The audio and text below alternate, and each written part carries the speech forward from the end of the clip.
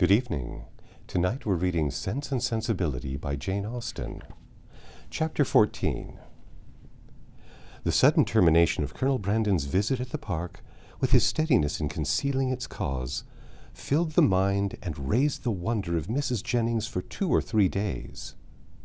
She was a great wonderer, as everyone must be who takes a very lively interest in all the comings and goings of all their acquaintances. She wondered, with little intermission, what could be the reason of it, was sure there must be some bad news, and thought over every kind of distress that could have befallen him, with a fixed determination that he should not escape them all. "Something very melancholy must be the matter, I am sure," said she. "I could see it in his face. Poor man, I'm afraid his circumstances must be bad. The estate at Delaford was never reckoned more than 2,000 a year, and his brother left everything sadly involved. I do think he must have been sent for about money matters, for what else can it be? I wonder whether it is so. I would give anything to know the truth of it. Perhaps it is about Miss Williams, and, by the by, I dare say it is, because he looked so conscientious when I mentioned her. Maybe she is ill in town. Nothing in the world more likely, for I have a notion she is always rather sickly. I would lay any wager it is about Miss Williams. It is not so very likely he should be distressed in his circumstances now, for he is a very prudent man, and must have cleared the estate by this time. I wonder what it can be. Maybe his sister is worse at Avignon, and has sent for him. His setting off in such a hurry seems very likely it. Well, I wish him out of all his trouble with all my heart, and a good wife into the bargain." So wondered, so talked Mrs. Jennings, her opinion varying with every fresh conjecture, and all seeming equally probable as they arose. Elinor, though she felt really interested in the welfare of Colonel Brandon, could not bestow all the wonder on his going so suddenly away which Mrs. Jennings was desirous of her feeling, for besides that the circumstances did not in her opinion justify such lasting amazement or variety of speculation, her wonder was otherwise disposed of. It was engrossed by the extraordinary silence of her sister and Willoughby on the subject, which they must know to be particularly interesting to them all. As this silence continued, every day made it appear more strange and more incompatible with the disposition of both. Why they should not openly acknowledge to her mother and herself what their constant behavior to each other declared to have taken place, Elinor could not imagine. She could easily conceive that marriage might not be immediately in their power, for though Willoughby was independent, there was no reason to believe him rich.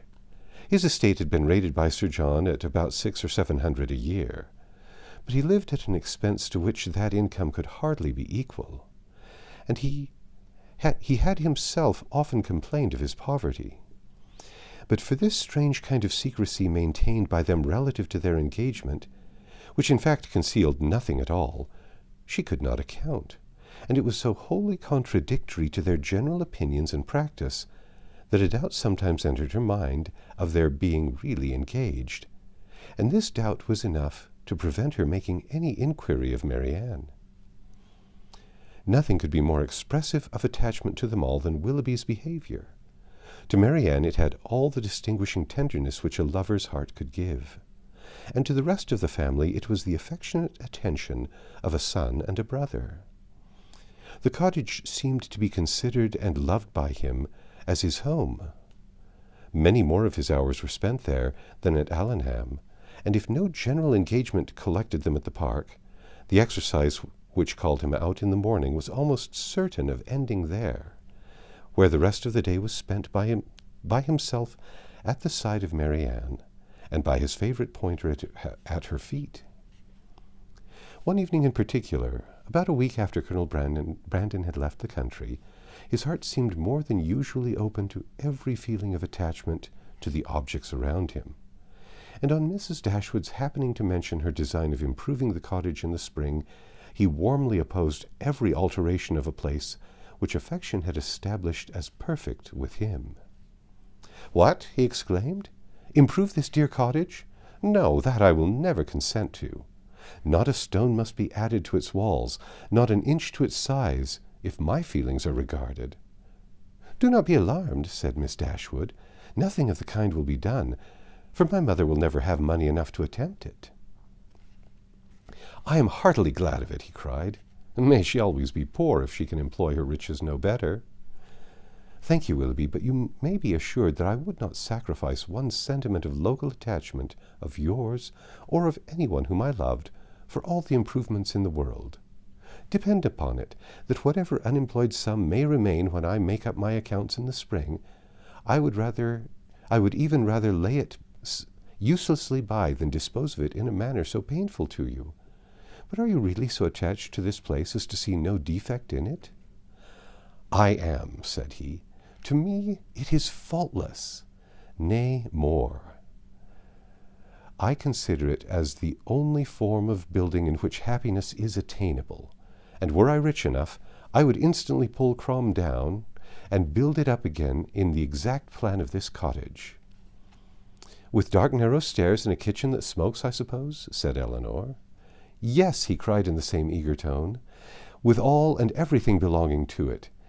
In no one convenience or inconvenience about it should the least variation be perceptible. Then, and then only, under such a roof, I might perhaps be as happy at Combe as I have been at Barton." "I flatter myself," replied Elinor, "that even under the disadvantage of better rooms and a broader staircase, you will hereafter find your own house as faultless as you now do this." "There certainly are circumstances," said Willoughby, "which might greatly endear it to me, but this place will always have one claim on my affection which no other can possibly share."